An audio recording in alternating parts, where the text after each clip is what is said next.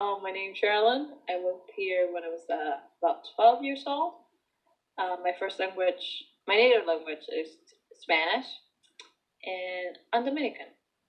And just being able to make friends and talk with peers and teachers, and it's been pretty easy, but I can easily see where someone who doesn't speak English really struggles. I probably knew hello and how to say how are you very chopped up, like it was terrible.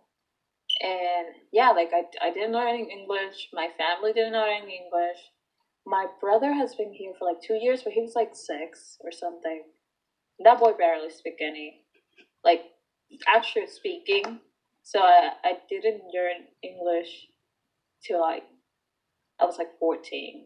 Elementary school, we had a student who spoke Spanish, and he spoke pretty decent English. I think we were a little older, like maybe fifth grade or sixth grade. And he was very nice, he was very shy, and he asked us a lot of questions about how things worked in America because he just didn't know. And we were all very nice to him, but I can easily see where people would not be as kind to him, which is upsetting to think because you want all your students to get along. You want them to be kind to each other. A lot of people moving into Patterson, and it and their kids, most of them didn't speak Spanish, didn't speak English. So yeah, most kids I knew, like even if they spoke English most of the time, they spoke Spanish. So I didn't have much issue till I moved to another town, and there were two other kids who didn't speak English, and our teacher who was there to teach us English, she didn't speak any Spanish. So it was really hard because most of the times we had no idea what she was trying to teach us. We just had kind of pick it up as we went. I don't personally have any experience of ELL students in my classroom that I remember.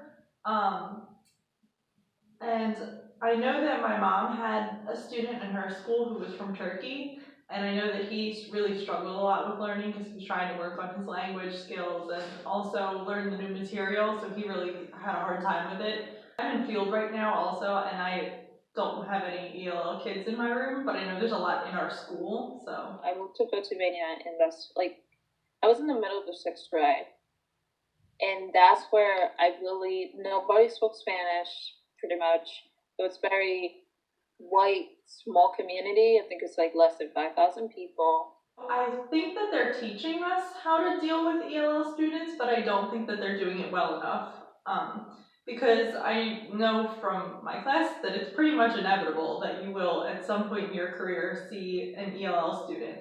And I have learned about the SIOP model, which is basically just being a good teacher and incorporating some things that can be helpful to students who are trying to learn a different language. But I find it very concerning that I've never actually used these methods or worked with any students who don't speak English to try to practice it, because I feel like I'm gonna have a kid dropped into my classroom and not know what to do. The town throughout, I think it's in the years that I moved there, it just had this what's the word? What's the word? I forgot. It was just like a lot more people were moving into it, and a lot more people were Latinos. It was a small white town in the middle of nowhere, and now there's suddenly I say 10% of the town was Latina and growing. So every there wasn't even a single black teacher in my school. Like it was very white.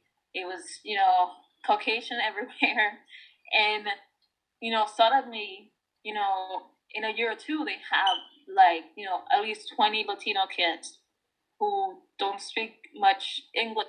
Now they have to teach them, and they weren't prepared at all. Because like I said, they teach that SIOP model where it's pretty much just good teaching for everyone and it's helpful for all, but they don't really tell you exactly how to work with these students. I mean, if you have a kid who barely speaks English, how are you supposed to even communicate to them what you need them to do? Or if they need to communicate something to you that they need, such as needing a new pencil or needing to go to the bathroom or needing to go to the nurse, I feel like it's just really hard to find ways to communicate with these students. Well, they basically for most of the time, like sixth grade, they basically just ignore me. You know, they just set me there, like copy whatever's on the board. If you can pick it up, good luck, good for you. But you know, they most of the time, the only teacher that made an effort, I think, was like a science teacher, and he was like really sweet. He spoke a little Spanish, and he was like very, you know, he tried like really communicate with us, even though we didn't understand each other. But most teachers were kind of just like, yeah, whatever, whatever. Let them do, or sit them with the other Spanish kids. They'll help each other. So you know, and I mean, I get it because it was like, you know, all of a sudden you have all these Latino kids. But I think the school could have done more to have at least like a teacher who spoke like Spanish and English. You know, like I don't think it would have been that hard to find one, and the way they handle it was kind of grouping the Latino kids together. In a way, it was like kind of like it just felt like everything, like every time there was an event or something, they would group the Latino kids together, and even if, so it's kind of funny, but it's like felt like segregating us, like oh, there are Latino kids and there's everybody else, and sometimes it just kind of felt isolating. And I also think that the teachers being told to give these students a buddy can also be really frustrating for both the other student and their buddy, because I feel like if I was in school and I was assigned to help out an ELL student, I would be really frustrated because I feel like it was my responsibility to make sure they were okay and to do well.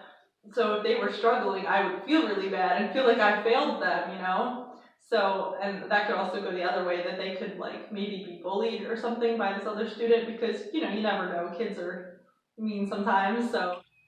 The way people treated me, so like in the sixth grade, seventh grade, like the little Severance for not speaking English, and it was basically like you know, like a little dog, you know, like oh something cute, like oh look at her, she doesn't speak English, and like I remember like this the girl who was assigned to me in the sixth grade to help me.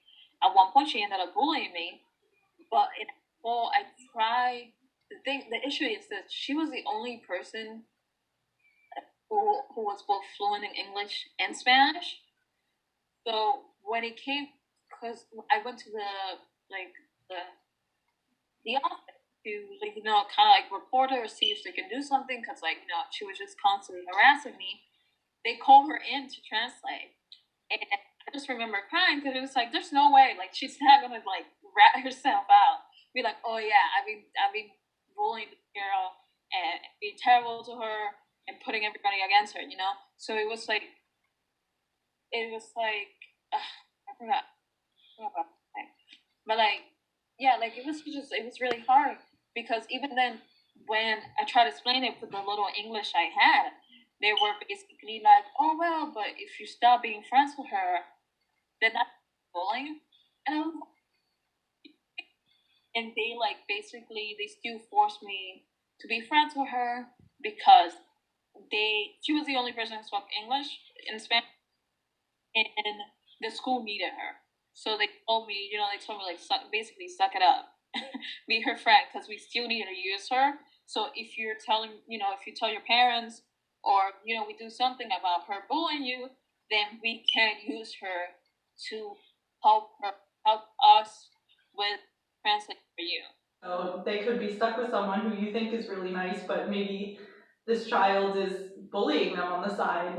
So they basically did not give me any homework. Like they were just like, you know, they give me the paper, so they'll look at me like, you can't do this, you know, like you have we haven't teach you anything. So you know they would still fail me though, because I remember I think in the sixth grade I got a 68 on a test, and I was like, I mean nobody taught me anything, so pretty good for guessing. I feel like I'm not at all prepared to deal with any of that. So it really concerns me for my career because I know it's coming at some point. I just don't know how to deal with it. So I think they really need to incorporate more experiences working with these students. Like maybe when they're start trying to set up your field, make sure that the students are getting at least one experience with a teacher who has an ELL student to see how the classroom is run and see how they learn. I think that would be really helpful. And then in the seventh, I came back. They had, I don't know, I think she was a teacher in training and she was an English teacher, but she did help us a lot. And she was basically, we go through all our classes and then we'll go to her class for like an hour or two, and she'll go over everything, and she'll speak in Spanish in there, but she was like very helpful in that way because she was there to explain what the other teachers didn't, and tried try her best to like get us through it. And I really just hope that I'm able to create a classroom environment where when I do have ELL students or students with disabilities even, that they can all be kind and help each other work through things. So that's about it.